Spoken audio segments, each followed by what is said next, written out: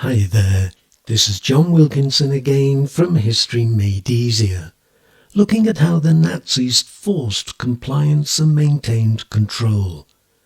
Having looked at how the Nazis caught those who opposed them and those with whom they disagreed, and what they then did with them, this presentation will focus on how the SS SD Gestapo State impacted on the German population as a whole.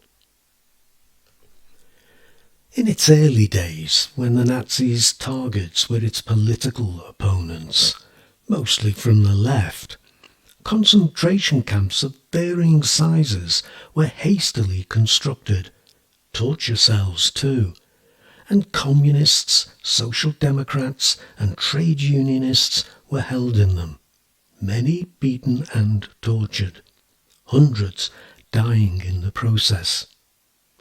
But let's not forget the people that were dealt with in the wider purge that was the Night of the Long Knives. The likes of Schleicher, Kahr and Klasner, the Catholic Action Leader, and von Bosu, Pappen's secretary. They served as a warning to the right that nobody was immune from the Nazis' terror. However, most of the camps were closed down in the second half of 1933 and the first few months of 1934. Indeed, in the Christmas amnesty of 1933, many of the prisoners were released, and by May 1934 there were only about 10,000 or so being held. Nevertheless, when a code of conduct was imposed on the camp guards in October 1934, it didn't instigate a humanitarian regime. Political talk, likely to lead to incitement in the camp, would result in death by hanging. Any form of insubordination, assaulting a guard or sabotage, would result in death by firing squad. Lesser misdemeanours would result in a range of punishments, including solitary confinement, hard labour and corporal punishment. And Germans were made aware of the general brutal nature of the camps.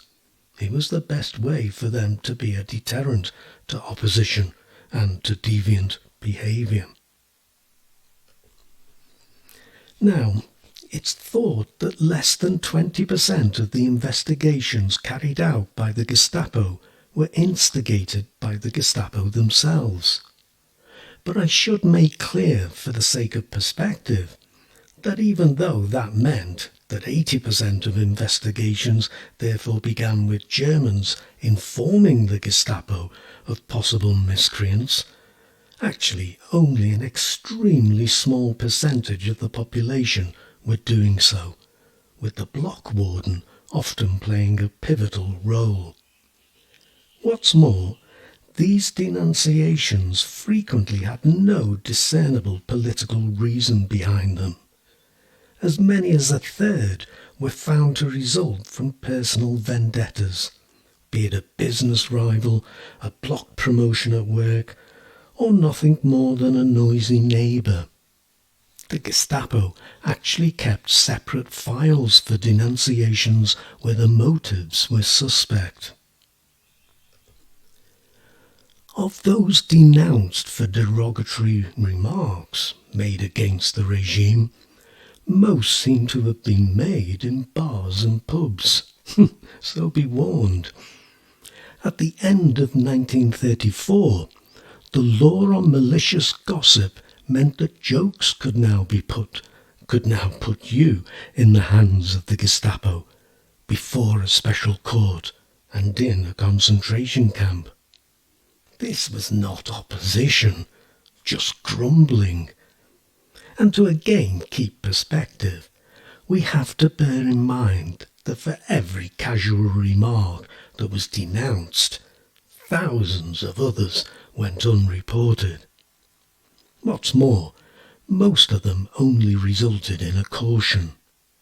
But the Nazis wanted total obedience, and wanted people to believe that everyone supported what they were doing. Besides, it led people to believe that Gestapo agents were everywhere. And when these cases ended up in the special courts, they resulted on average in a prison sentence of 6 months. So, if people weren't outright afraid of being denounced for incautious criticism of the regime, however slight, it surely made them cautious, and so it changed social life. And a final word on denunciations before I move on. Most were from men and pointed the finger at men. Now, of a more serious nature, in 1935 the Nazis made changes to the penal code, which included an all-encompassing clause that said, National Socialism considers every attack on the welfare of the national community, the German people, as wrong. In future, wrong may be committed in Germany even in cases where there is no law against what is being done. The lawmaker therefore entrusts the judge with filling in the remaining gaps. And in February 1936, a new law formally took the Gestapo out of the jurisdiction of the courts, meaning there could be no appeal against its actions. They would decide who had broken the law and how they should be treated. Hans Frank, at the time the Reich Commissioner for Justice, had this to say of judges in 1936. It is not his duty to help to enforce a law superior to the national community, or to impose a system of universal values. The National Socialist ideology, especially as expressed in the party programme and in the speeches of our leader, is the basis for interpreting legal sources. Well, this is how Himmler described his method of working to the police law panel of the German Law Academy in October 1936. I worked on the assumption that it did not matter in the least if our actions were contrary to some paragraph in the law. In working for the Führer and the German people, I basically did that which my conscience and common sense told me was right. The fact that others were bemoaning violations of the law was completely immaterial. In other words, even if you haven't broken a law, if a Nazi-controlled court says you have done wrong, then you are guilty of doing wrong. Or, if you were arrested, convicted and punished by the Gestapo or the SS, then as they are acting on behalf of Hitler and the national community, their actions, and so your arrest, conviction and punishment are entirely justified. What this all meant was that the threat of state violence loomed over everyone, leading to not so much a culture of fear, but a culture of silence, a passive people. And this allowed the regime to get on with everything they wanted to do. And of course, this would include the murder of more than 6 million Jews. And it might also be worth pointing back to the Reichstag Fire Decree, the decree for the protection of people and state, that in taking away civil rights, for example, it gave the police the right to take people into custody without due judicial process, it opened Germany up to the SS SD Gestapo State. But there's something else about the terror state that we need to understand. The Nazis wanted the German people to know what they were doing. So, arrests, court cases, imprisonments, even executions were announced in the Nazi-controlled press, and the Nazis made the population aware of the dire conditions in the camps.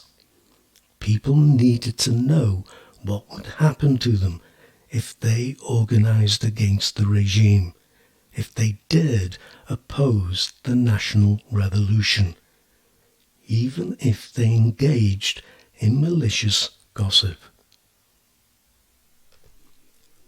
So, a lot there for you to think about. I think the most important thing in dealing with terror and the SS SD Gestapo State is perspective. There was terror, and it was deliberately used to keep the German population in line. But that doesn't mean to say that Germans lived in constant fear, because they didn't. But they were careful. Now, if you find my videos useful, do please give them a thumbs up and sign up to my channel if you haven't already done so. And while I'm asking for favours, do please tell your friends about it too. Spread the word for me. But for now, let me thank you for listening and wish you the very best of luck with your studies. Cheers.